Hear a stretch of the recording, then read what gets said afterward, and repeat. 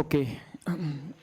तो देखो लास्ट हमने जो हमारा जो लास्ट डिस्कशन चल रहा था, तो लास्ट डिस्कशन पे थोड़ा सा एक बार मैं वापस से उसी चीज़ को रिवाइज करवा देता हूँ, फिर आगे की क्लास में स्टार्ट करता हूँ। तो हाँ, अभी सभी लाइव जुड़ जाइए। देखो लास्ट क्लास में हमने जो कंप्लीट किया था, तो लास्ट क्लास में हमने सुपर कीवर्ड के बारे में समझा था। और सुपर कीवर्ड की अगर बात करें तो हमने लास्ट क्लास में इनहेरिटेंस के कंसेप्ट में हम देखा था कि जब हमारी एक क्लास मतलब एक ऑब्जेक्ट होता है, उसकी प्रॉपर्टी को जो हम दूसरे ऑब्जेक्ट में एक्वायर करवाते हैं, तो उस टाइम पे हम कहते हैं कि हमारे इनहेरिटेंस के कंसेप्ट को हम फॉलो कर रहे हैं। और इनहेरिटेंस के कंसेप्ट में हमने सुपर कीवर्ड की बात की थी। और सुपर कीवर्ड की जब भी हम बात करते हैं तो हम कहते हैं कि हमारे पास में जो सुपर क्लास होती है, उस सुपर क्लास के किसी भी मेंबर्स को एक्सेस करने की जब बात चलती है तो हम सुपर कीवर्ड की हेल्प लेते हैं। जैसे कि आपने दिस कीवर्ड की चर्चा की थी, उसी टाइप से हम सुपर कीवर्ड्स के बारे में हमने बात की थी। तो सुपर कीवर्ड की बात करें तो हम कहते हैं कि सुपर क्लास के कंस्ट्रक्टर को कॉल करवाते हैं, सुपर क्लास के इंस्टेंस वेरिएबल को हम एक्सेस कर सकते हैं, और सुपर क्लास के मेथड्स को हम एक्सेस कर सकते हैं सुपर कीवर्ड की सहायता से। अब जैसे हम कंस्ट्रक्टर की बात करें तो हमने देखा था कि अगर आपकी क्लास के अंदर कोई भी कंस्ट्रक्टर आपने खुद से डिक्लेयर नहीं किया है, तो आपका कंपाइलर ऑलरेडी आपको एक कंस्ट्रक्टर बना के देता है, और उस कंस्ट्रक्टर हम क्या कहते हैं? Default constructor. तो देखना, डिफॉल्ट कंस्ट्रक्टर के लिए आपको सुपर कीवर्ड लगाने की रिक्वायरमेंट नहीं होती है। डिफॉल्ट के लिए आपको सुपर कीवर्ड लगाने की रिक्वायरमेंट नहीं होती है। डिफॉल्ट तो आपका कंपाइलर ऑटोमेटिकली सुपर कीवर्ड लगा के कॉल करवा देता है। बट अगर आपके सुपर क्लास में कोई पैरामीटराइज कंस्ट्रक्टर होता है, तो हम उस पैरामीटराइज कंस्ट्रक्टर को कॉल करवाने के लिए सुपर कीवर्ड की हेल्प लेते हैं।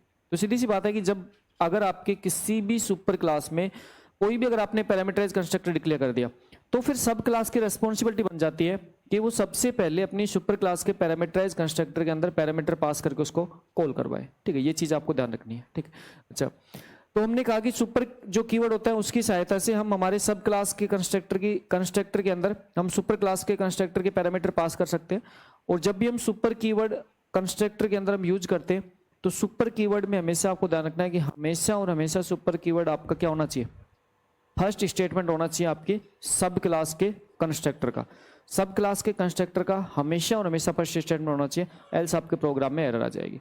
उसके बाद हम बात की थी कि हमारे जो सुपर क्लास होती है उसके इंस्टेंस वेरिएबल्स का अगर नाम सेम होता है हमारे सब क्लास के इंस्टेंस वेरिएबल्स हैं, तो उस टाइम पे हम कह सकते हैं कि सब क्लास का इंस्टेंस वेरिएबल होता है उसको ज़्यादा प्रीफरेंस दी जाती है, सुपर क्लास के इंस्टेंस वेरिएबल को हिडन कर दिया जाता है। तो भी हम सुपर कीवर्ड की सहायता से सुपर क्लास के इंस्टेंस वेरिएबल को हम कॉल कर सकते हैं। ये पॉइंट हम देखा था। फिर हम देखा था सुपर क्लास के जो आपके मेथड्स होते हैं, तो हमने मेथड ओवरराइडिंग के कंसेप्ट को समझा था। और मेथड ओवरराइडिंग कंसेप्ट में देखा था कि हमारे पास में रन टाइम जो पॉलीमॉर्फिज्म होता है उसको अचीव करने के लिए हम मेथड ओवरराइडिंग की बात करते हैं। और हमारे पास में सब क्लास और सुपर क्लास दोनों की दोनों क्लास में हमारे पास में जो मेथड का नेम होता है, मेथड का सिग्नेचर होता है और मेथड का रिटर्न टाइप होता है, वो सभी आपके सेम होते हैं। और उसी कंसेप्ट को हम कहते हैं मेथड ओवरराइडिंग। मेथड ओवरराइडिंग की हेल्प से हम क्या करते हैं कि हमारे पास जो सुपर क्लास का जो मेथड होता है उसे जब कॉल करवाने की बारी आती है तो हम सुपर कीवर्ड की हेल्प से उसे कॉल करवाते हैं। ठीक है, तो ये कंसेप्ट हमने लास्ट क्लास तक समझ लिए थे। और लास्ट क्लास के अंदर हमने एक बहुत ही अच्छा और बहुत ही शानदार कंसेप्ट ये भी समझा था कि जब हम क्लास की बात करते हैं, मान के चलो हमारे पास क्लास ए है, मान चलो हमारे पास क्या है? क्लास ए।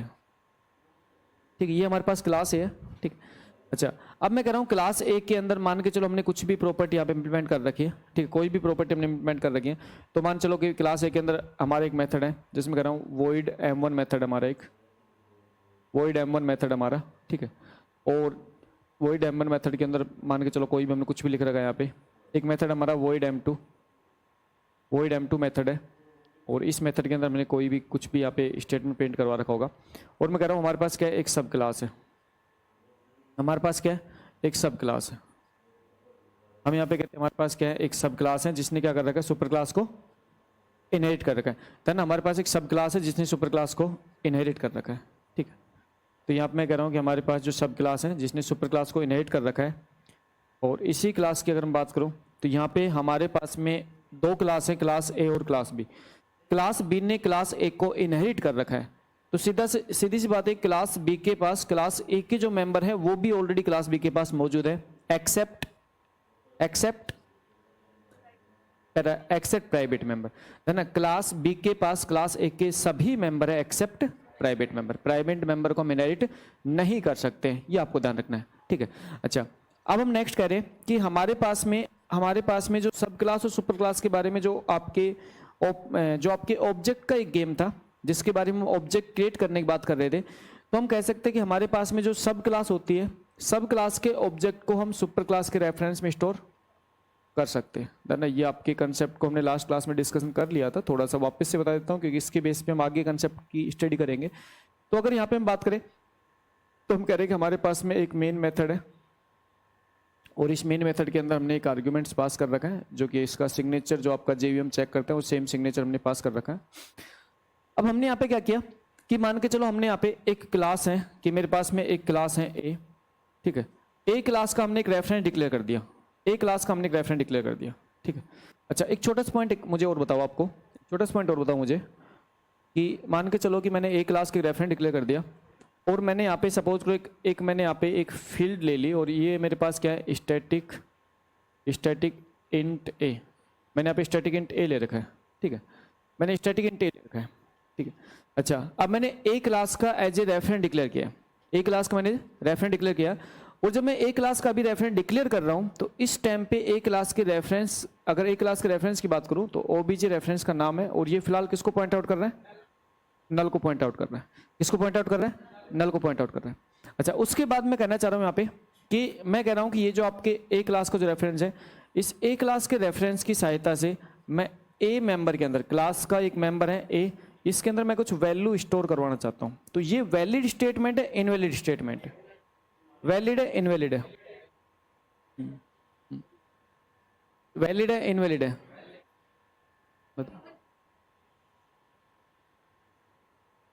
बताओ।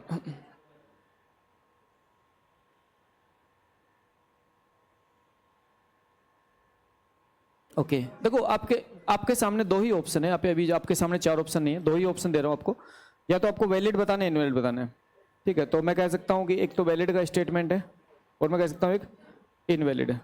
क्या कहता हूं, इनवैलिड, कहता हूं इनवैलिड। वैलिड इनवैलिड है, मुझे नहीं समझ आ रहा, आप ऊपर हाथ करके बताओ कितने स्टूडेंट कह रहे हैं कि वैलिड स्टेटमेंट है। How many student says valid, valid statement है। ओके मतलब आपको कॉन्फिडेंस है तो आप अच्छे से ऊपर हाथ किया करो, नहीं है तो फिर बिल्कुल ही मत किया करो, ठीक है। वैलिड इनवैलिड का दो ही केस होते हैं। कितने स्टूडेंट कह रहे हैं इनवैलिड है, ओके आप सब लोग इनवैलिड तरफ। अच्छा पहले मुझे बताओ कि इनवैलिड क्यों है, वाई इनवैलिड क्यों है, इनवैलिड वाई इनवैलिड क्यों है? क्या कह रहे हो? नहीं मैं स्टैटिक मेंबर को एक्सेस कर रहा हूं और स्टैटिक मेंबर को एक्सेस करने के लिए मैंने आपको कब कहा कि रेफरेंस जरूरत है? नहीं मैंने आपको ये कब कहा? पहले तो मुझे इस चीज का आंसर दो, पहले तो मुझे ये इस चीज का आंसर दो कि क्लास के स्टैटिक मेंबर को एक्सेस करने के लिए मैंने ये स्टेटमेंट आपको कौन सी कॉपी के कौन सी लाइन में लिखवा रखा है कि उस टाइम पे आपको ऑब्जेक्ट की रिक्वायरमेंट है। पहली बात कहां पे लिखवा रखा है मैंने, कहां पे लगा? देखो मैं ये कह रहा हूं, इसीलिए कह रहा हूं कि आप लोगों को मैं बहुत कुछ पढ़ा दूंगा, उसके बाद भी आप लोग कॉन्सेप्ट को इंप्लीमेंट नहीं कर पाओगे। अरे मेरे भाई मैं ये कह रहा हूं कि ये एक रेफरेंस है और रेफरेंस किसका है? ये एक रेफरेंस है, रेफरेंस किसका? क्लास ए का रेफरेंस है, देन क्लास ए का रेफरेंस है। तो क्लास ए के रेफरेंस की सहायता से मैं क्लास ए के स्टैटिक मेंबर को कॉल कर सकता हूं। किसने मना किया भाई? मना किसने किया बताओ ना मुझे।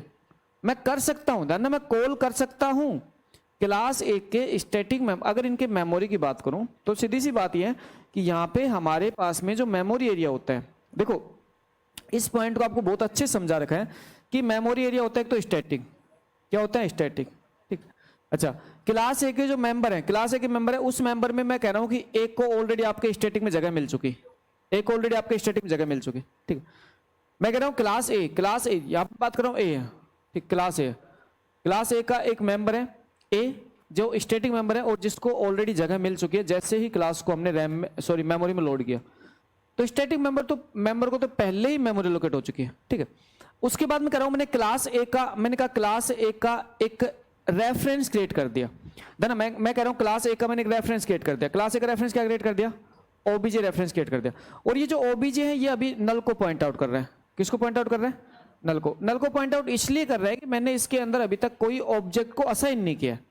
ये नल को पॉइंट आउट इसलिए कर रहा है कि मैंने इसके अंदर कोई ऑब्जेक्ट को असाइन नहीं किया है, ठीक है। अच्छा अब जब तक मैंने इसके अंदर ऑब्जेक्ट को असाइन नहीं किया है तब तक मैं ये कह सकता हूं कि क्लास के जितने भी इंस्टेंस मेंबर है उनको अभी मेमोरी में जगह नहीं मिली है, उनको मेमोरी में जगह नहीं मिली है, लेकिन क्लास के स्टैटिक मेंबर को जगह मिल चुकी है। तो भाई सीधी सी बात है, ये जो आपका रेफरेंस है, ये रेफरेंस आपके स्टैटिक मेंबर को अगर एक्सेस करने की बात करेगा तो कहाँ पे बुराई है? किसने कहा कहाँ पे दिक्कत है? तो ना ये वैलिड स्टेटमेंट, इसमें कोई बुराई नहीं है, कर सकता है, ये वैलिड स्टेटमेंट होता है, चलता है, ये तो दौड़ता है। तो बेसिक चीजें, बेसिक चीजें जो मैं आपको बता रहा हूँ, ये डायरेक्टली एग्जाम में क्वेश्चन में आपको, मैंने एग्जाम में क्वेश्चन पुट किया हुआ इस टाइप के, एक क्वेश्चन पुट किया था, बट ये नहीं है, उसमें लॉजिक अलग चेंज कर किया। ठीक है, हैं? क्या कह रहे हो? नहीं, उसमें लॉजिक अलग चेंज किया है, लॉजिक ही नहीं है। जैसे मैं नॉर्मली एक मेरे माइंड में आ गया, इसलिए मैंने बता दिया, ये लॉजिक बता दिया। अब मैं कह रहा हूं कि मान के चलो कि जैसे क्लास ए है, मान के चलो क्लास है, और क्लास ए के अंदर क्लास ए है, और क्लास ए के अंदर मैं कह रहा हूं कि यहाँ पे मैंने ऑब्जेक्ट असाइन कर दिया, किसका? बी क्लास का। देन क्लास ए है और क्लास ए के अंदर मैंने बी क्लास को ऑब्जेक्ट असाइन कर दिया। तो देना जब भी मैं बी क्लास को ऑब्जेक्ट बनाता हूं, एक पॉइंट समझना, जब भी मैं बी क्लास को ऑब्जेक्ट बनाता हूं तो हमारे पास में बी क्लास का ऑब्जेक्ट बनाने के बाद में हमारे पास में एक एरिया होता है जिसको कहते हैं हीप एरिया। कौन सा होता है? Heap area. Then dynamic area होता है। ठीक है, अब जब मैं कह रहा हूं कि क्लास बी का जब मैं ऑब्जेक्ट बना रहा हूं तो देना क्लास बी का ऑब्जेक्ट बनाने के साथ साथ क्लास बी जो होती है, ये जो क्लास बी है, देना जो क्लास बी है ये अपने मेंबर को तो मेमोरी में जगह दिलवाएगी। देना क्लास बी अपने मेंबर को तो मेमोरी में जगह दिलवाएगी। जैसे इसके मेंबर की बात करें तो मैं कह रहा हूं इसका एक मेंबर है, जैसे मैं कह रहा हूं भाई क्लास बी का एक मेंबर है जिसको मैं बात कर रहा हूं, क्लास बी का मेंबर है एक M1। ठीक है, जैसे मैं इसको ऐसे लिख देता हूं, क्लास बी का मेंबर कौन सा है? एक मेंबर है, कौन सा? M1 है। ठीक, इस M1 मेंबर को तो मेमोरी में जगह दिलवाएगी। ठीक है, M1 पे मेथड है तो सीधी सी बात है, मेथड का जब एग्जीक्यूशन होगा तो स्टैक के थ्रू चलेगा सारा काम। तो मेथड के अंदर जो भी आपके कुछ लोकल वेरिएबल वगैरह है उसके लिए हमारे पास मैंने सेपरेट एक जगह बना दी। ठीक है, तो वो कोई दिक्कत नहीं है, होती यहीं पे, होती तो इसी के अंदर है, मैंने अलग से बना के दिखा दी, इससे कोई फर्क नहीं पड़ता। अच्छा, उसके बाद मैं कह रहा हूं कि भाई क्लास ए ने क्लास बी का ऑब्जेक्ट क्रिएट किया तो डेफिनेटली क्लास बी ने क्लास ए को इनहेरिट कर रखा है, तो क्लास ए के जो मेंबर है उनके लिए क्या होगा? उनके लिए क्या होगा भाई? मेमोरी में जगह तो मिलेगी उनके लिए, उनको जगह मिलेगी, मेमोरी में जगह उनको भी मिलती है। ठीक है, अच्छा अब हमारे पास में अगर मेथड्स की बात करें तो हम कहते हैं कि भाई आपके जो मेथड्स M1 और M1 जो मेथड है ये आपके दोनों के दोनों मेथड किस टाइप के? ओवरराइड है। दोनों कैसे? ओवरराइड है। तो डायनेमिक ये जो दोनों मेथड है ये ओवरराइड है। तो ओवरराइड का मतलब होता है कि यहाँ पे मैं कहता हूँ कि आपके रन टाइम के अंदर यहाँ पे आपके M1 जो है उसको आपके A और B दोनों के रेफरेंस यहाँ पे एक ही मेथड को यहाँ पे क्या किया जा रहा है? रेफर किया जा रहा है। ठीक है, तो उसमें यहाँ पे सारा कंसेप्ट हम लास्ट क्लास तक पढ़ भी चुके थे। अब पॉइंट आता है कि जब मेमोरी के अंदर आपके मेंबर्स को जगह मिलती है तो उसके बाद में अब ये जो आपका ऑब्जेक्ट था ये आपके नल को पॉइंट आउट ना करके और आपकी किसको पॉइंट आउट करने लग जाएगा? अब इन मेंबर्स को पॉइंट आउट करने लग जाएगा। किसको? इन मेंबर्स को पॉइंट आउट करने लग जाएगा। और जब ये आपके ओबीजे इन मेंबर्स को पॉइंट आउट करने लग जाता है तो उसके बाद इस पर्टिकुलर ओबीजे की सहायता से आप जो आपके मेंबर्स जिसको अभी जस्ट मेमोरी मिली है, डायनेमिक मेमोरी मिली है, उनको भी आप एक्सेस कर सकते हो और साथ में जो स्टैटिक एरिया मेंबर थे उनको भी एक्सेस कर सकते हो। ठीक है, तो ये आपकी कोई गलत चीज नहीं है। आपके ओबीजे के द्वारा जब मैं स्टैटिक एरिया मेंबर को एक्सेस कर रहा था तो वो तो आपके ओबीजे जब नल को रेफर कर रहा था तब भी कर पा रहा था, लेकिन अब आपके ओबीजे के द्वारा किसी एक ऑब्जेक्ट को रेफर किया जा रहा है तो उसके बाद मैं क्या कर सकता हूं कि जिस मेंबर को जगह मिली है मेमोरी के अंदर उसको मैं एक्सेस कर सकता हूं। ठीक है, तो ये नॉर्मल पॉइंट है, आपको ध्यान रखना है। ठीक है, ये पॉइंट आपको ध्यान रखना है क्योंकि इस पॉइंट के बेस पे आपके काफी सारे क्वेश्चन एग्जाम में अभी इस बार जो होगा उसमें पुट किए गए, तो आपको ध्यान रखना है बेसिक कंसेप्ट। ठीक है, अब देखो यहाँ पे आगे समझो, यहाँ पे पॉइंट आगे समझो। देखो नेक्स्ट मैं कह रहा हूं कि यहाँ पे मैंने क्या किया कि मैंने यहाँ पे क्या किया, एक रेफरेंस क्रिएट कर दिया। किसका? ए क्लास का। मैंने ए क्लास का एज ए रेफरेंस क्रिएट कर दिया और रेफरेंस क्रिएट करने के बाद में मैंने क्या किया कि मैंने इस पर्टिकुलर रेफरेंस के अंदर मैंने रेफरेंस क्रिएट किया और इस पर्टिकुलर रेफरेंस के अंदर मैंने किसका ऑब्जेक्ट असाइन कर दिया? बी क्लास का। तो देना बी क्लास के ऑब्जेक्ट को मैं क्या कर रहा हूं? ए क्लास के रेफरेंस के अंदर स्टोर करवा रहा हूं। कर सकता हूं नहीं कर सकता? देना कर सकता हूं। सब क्लास के ऑब्जेक्ट को सुपर क्लास के रेफरेंस में स्टोर किया जा सकता है, कोई प्रॉब्लम नहीं आती, कोई प्रॉब्लम नहीं आती। ठीक है, अच्छा उसके बाद एक छोटा सा कंसेप्ट मुझे बताओ कि मान के चलो कि मैंने कुछ टाइम के बाद मैंने क्या किया, कि मैंने एक बी क्लास का भी एक रेफरेंस क्रिएट कर दिया। बी क्लास का मैंने मान के चलो एक रेफरेंस क्रिएट कर दिया। ठीक है, और बी क्लास का रेफरेंस क्रिएट करके और इस रेफरेंस के अंदर मैंने क्या कर दिया? जैसे मैं कह रहा हूँ बी क्लास का मैंने रेफरेंस क्रिएट कर दिया, और बी क्लास का रेफरेंस क्रिएट करके और इस रेफरेंस के अंदर मैंने क्या किया कि मैंने ओबीजे को असाइन किया। मैंने किसको असाइन किया? ओबीजे को असाइन किया। तो अब जब मैं ओबीजे को असाइन करता हूँ बी क्लास के रेफरेंस के अंदर, तो ये वैलिड है इनवैलिड है? Valid invalid? वैलिड है इनवैलिड है ना। यहाँ मैं कह रहा हूँ जो रेफरेंस है, रेफरेंस किसका है? ए क्लास का। कहां पे असाइन कर रहा हूं? बी क्लास के रेफरेंस में। तो मैंने आपको साफ साफ लिखवा रखा है, मैंने आपको साफ साफ क्या लिखवा रखा है? सुपर क्लास जो होती है, उस सुपर क्लास के अंदर सब क्लास को हम असाइन नहीं करवा सकते, हम असाइन नहीं करवा सकते। चीज आपको साफ साफ लिखवा रखी है। अच्छा, असाइन नहीं करवा सकता, अभी आपके वैलिड इनवैलिड है, अभी गलत है, असाइन नहीं करवा सकता। बट मैं कास्ट कर सकता हूं, बट मैं कास्ट कर सकता हूं। तो पॉइंट आता है कि मैं कास्ट कर सकता हूं, और मैंने कहा कि मैंने कास्ट कर दिया। मैंने कहा मैंने क्या कर दिया? कास्ट कर दिया। मैंने क्या कहा? कास्ट कर दिया। अच्छा, कास्ट करने के बाद में यहां पे आपके क्या होता है? रन टाइम एक्सेप्शन आती है, लेकिन यहां पे नहीं आ रही। इसमें समझो, यहां पे आप अच्छे समझो। मैंने क्या किया? यहां पे कोई एरर नहीं है, न कंपाइलेशन टाइम है न रन टाइम है, दोनों में कोई एरर नहीं है। क्यों नहीं है? वाई? क्योंकि रियल में तो इंटरनली जो ओबीजे है ये इंटरनली बी का ही ऑब्जेक्ट है, बी का ही ऑब्जेक्ट है।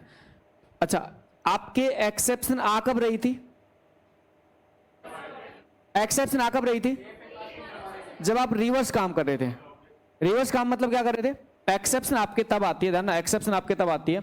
मैं कह रहा हूं कि मैंने क्या किया? ए क्लास का एक ऑब्जेक्ट किया, A OBJ equal to new A class का मैंने एक ऑब्जेक्ट क्रिएट किया, ठीक है। अच्छा, उसके बाद मैं क्या कर रहा हूं? उसके बाद मैं क्या कर रहा हूं? मैं बी क्लास के रेफरेंस में ए क्लास का ऑब्जेक्ट जब पास करता हूं, बी क्लास के रेफरेंस में ए क्लास का ऑब्जेक्ट जब पास करता हूं, तो पहली बात तो कंपैरिजन टाइम एरर है। यहां तक तो क्या?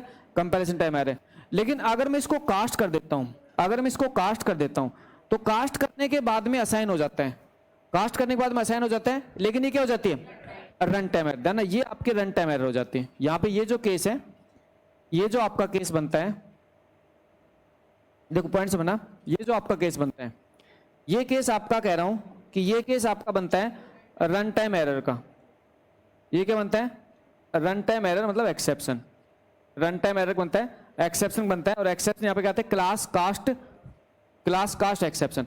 लेकिन इससे ऊपर वाला जो केस है, इससे ऊपर वाला केस है, ये आपके कंपाइलेशन और रन दोनों ही केस में आपके सक्सेसफुल इंप्लीमेंट होता है ना।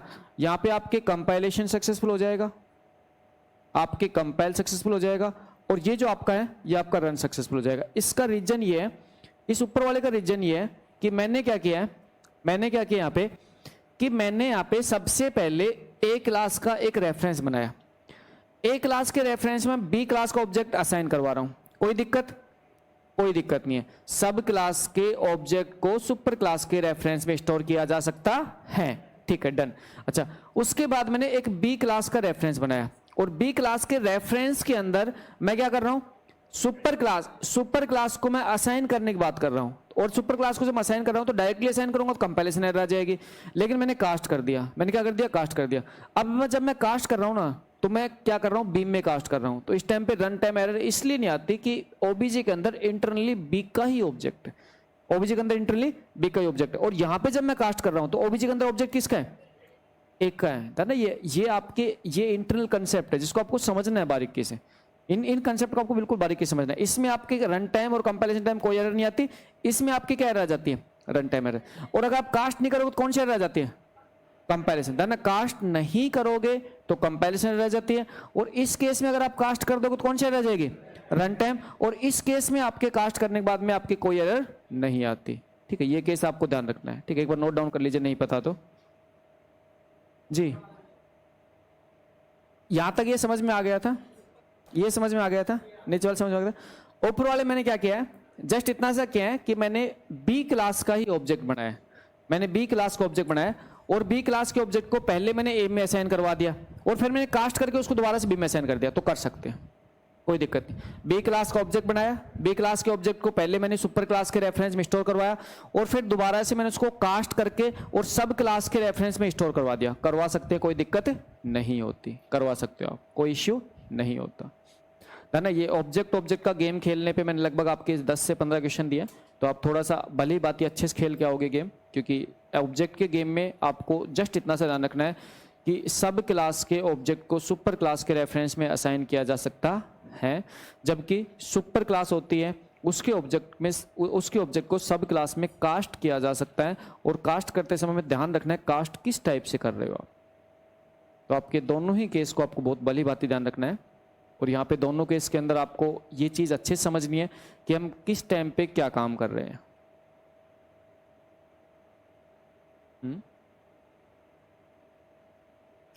मिक्सर चलते हो तो 2 घंटे का टाइम मैनेज करके पेपर बनाया जाता है, तो आप कास्ट करने का मतलब होता है कि आप जो यहाँ पे जो आपके पास में आगे जो वैल्यू चाहिए आपको, वो वैल्यू आप प्रोवाइड करवाना चाहते हो। आगे मुझे क्या चाहिए, बी क्लास का रेफरेंस चाहिए। ये किसका रेफरेंस था, एक का था, तो मैंने इसको बी के अंदर कास्ट कर दिया। ठीक है, ये आपकी क्लास ऑलरेडी हो चुकी है, हमने जावा के अंदर आपका जो कास्टिंग का जो कंसेप्ट है वो हम ऑलरेडी पढ़ भी चुके हैं, टाइप कास्टिंग हम जावा में सीख भी चुके हैं।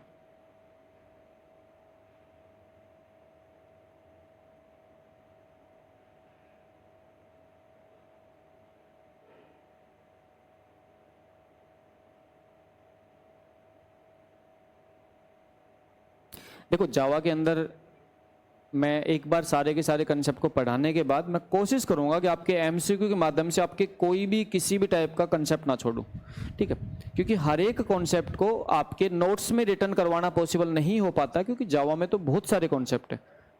तो इसलिए मैं क्या करूंगा, एमसीक्यू के माध्यम से आपके सारे के सारे कॉन्सेप्ट धीरे धीरे कवर करता चला जाऊंगा, और हर कॉन्सेप्ट को आपके एमसीक्यू मतलब आपके नोट्स में ही कवर करवा दूंगा लास्ट तक। अभी हम सारे के सारे कॉन्सेप्ट अच्छे से भली बात ही सीखेंगे, फिर एमसीक्यू के माध्यम से इन सबको अच्छे से इंप्लीमेंट करेंगे।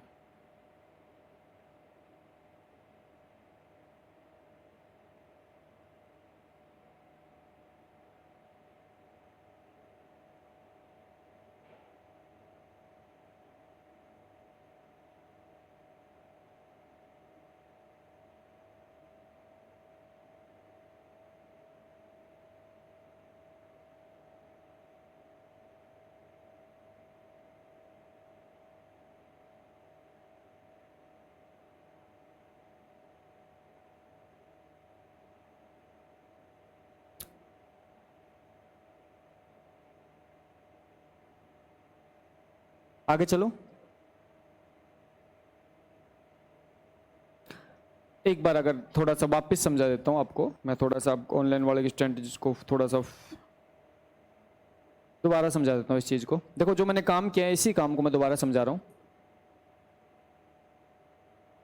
ये हो गया, नोट डाउन हो गया, ठीक है।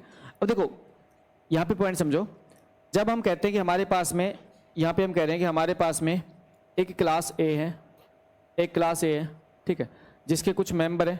हम कह रहे हैं कि हमारे पास में क्लास ए है जिसके कुछ मेंबर हैं।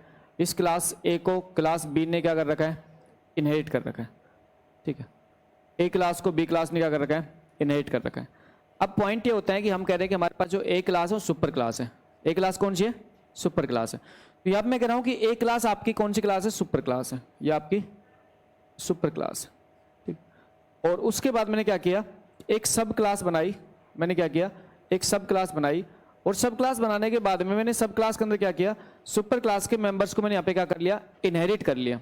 तो सीधी सी बात है, अब सब क्लास के अंदर सुपर क्लास के मेंबर अवेलेबल है, और सब क्लास के खुद के मेंबर भी हैं, ठीक है, एक्सेप्ट प्राइवेट जो मेंबर है वो इनहेरिट नहीं होते हैं, ठीक है।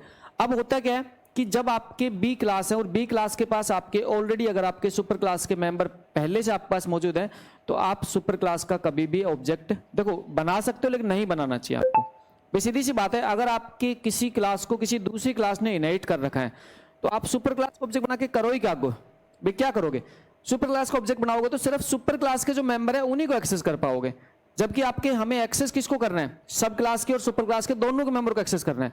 तो हम सुपर क्लास को ऑब्जेक्ट ना बना के हम सब क्लास को ऑब्जेक्ट बनाते हैं। तो यहाँ पे अगर सब क्लास को ऑब्जेक्ट बात करें तो मैं कह रहा हूं B OBJ equal to new B. अब जब मैं सब क्लास को ऑब्जेक्ट बनाता हूं, जब मैं सब क्लास को ऑब्जेक्ट बनाता हूं, तो इसके अंदर एक छोटा सा कंसेप्ट समझना आप कि सब क्लास के ऑब्जेक्ट बनाने के बाद में इंटरनली जावा क्या करती है, सुपर क्लास के जो मेंबर होते हैं उन्हें भी मेमोरी एलोकेट करती है। तो हम ये कह सकते हैं कहीं ना कहीं जावा इंटरनली क्या करती है, सुपर क्लास का ऑब्जेक्ट भी क्रिएट करती है। इसी वजह से हम कहते हैं कि एक ऑब्जेक्ट की प्रॉपर्टी को दूसरे ऑब्जेक्ट में एक्वायर किया जा रहा है। तो यहाँ पे इंटरनली क्या किया गया जावा के द्वारा कि सुपर क्लास का भी एक ऑब्जेक्ट बनाया गया और सुपर क्लास के ऑब्जेक्ट की प्रॉपर्टी को सब क्लास के ऑब्जेक्ट में असाइन कर दिया गया, और इसी कंसेप्ट को हम क्या कहते हैं, इनहेरिटेंस। ठीक है, तो मैंने ये काम किया, इस काम के करते के साथ मेरी सुपर क्लास का ऑब्जेक्ट बना, उसके जो मेंबर थे उनको हमने क्या कर दिया, सब क्लास के ऑब्जेक्ट के अंदर एक्वायर करवा दिया, असाइन करवा दिया। ठीक है, तो यहां तक कोई दिक्कत? अच्छा, अब मैं कह रहा हूं कि मान के चलो आपने मान के चलो कि आपने सुपर क्लास का ऑब्जेक्ट बना दिया, मान के चलो आपने सुपर क्लास का ऑब्जेक्ट बना दिया, आपने क्या कर दिया, सुपर क्लास के ऑब्जेक्ट बना दिया। कोई दिक्कत नहीं, बना सकते हो ना, क्लास है और क्लास के अंदर आप क्लास का ऑब्जेक्ट बना सकते हो। तो अगर आप सुपर क्लास का ऑब्जेक्ट बनाते हो तो आपकी दिक्कत ये आती है कि आपके जो सब क्लास के मेंबर है उन्हें आप एक्सेस नहीं कर पाओगे, उन्हें आप एक्सेस नहीं कर पाओगे, तो आपके सामने बहुत बड़ा इश्यू होता है। ठीक है, तो आप नहीं कर पाओगे, तो इस वजह से आप सुपर क्लास का ऑब्जेक्ट नहीं बनाते हो। ठीक है, बट हाँ आप इसमें ये काम कर सकते हो, आप इसमें ये काम कर सकते हो कि जैसे मैं कह रहा हूं कि मैंने मान के चलो कि आपके सुपर क्लास का क्या बना दिया, रेफरेंस बना दिया, सुपर क्लास का क्या बना दिया, रेफरेंस बना दिया, और सुपर क्लास के रेफरेंस के अंदर मैंने क्या किया, सब क्लास का ऑब्जेक्ट पास कर दिया, सुपर क्लास के रेफरेंस में सब क्लास का ऑब्जेक्ट पास कर दिया।